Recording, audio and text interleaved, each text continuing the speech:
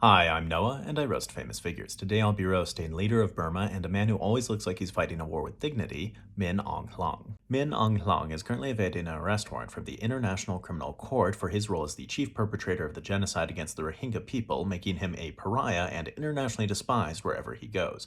Really, the only good news for Min Aung Hlaing is that for him, being internationally despised wherever he goes isn't exactly new. Min Aung Hlaing's crimes against the Rohingya people, which include burning hundreds of villages, mass sexual violence, and killing countless civilians, have risen to the level that the United Nations describes as genocidal intent. I absolutely think that he has genocidal intent. After all, I've noticed that it's impossible to read about Min Aung Hlaing's actions without you yourself feeling homicidal intent. Min Aung Hlaing has extensive business entanglements which have made him and his family very rich through conflicts of interest. It's interesting to know that Min Aung Hlaing is doing this at least in part for the money, because I had always assumed that he was just motivated by his very sincere desire to be evil. In 2023, Min Aung Hlaing and his Union Solidarity and Development Party instituted a new law to limit opposition political parties by invalidating any parties that are committing terrorist acts. I don't think that the government should be in the business of banning political parties, but if we have to, I do think we should start with one that is committing terrorist acts, Min Aung Hlaing's Union Solidarity and Development Party. Burma's elections began last month and are widely expected to end in a Min Aung Hlaing victory, especially since the National League for Democracy, the party that won the last elections in 2020 in a landslide before losing power in Min Aung Hlaing's coup,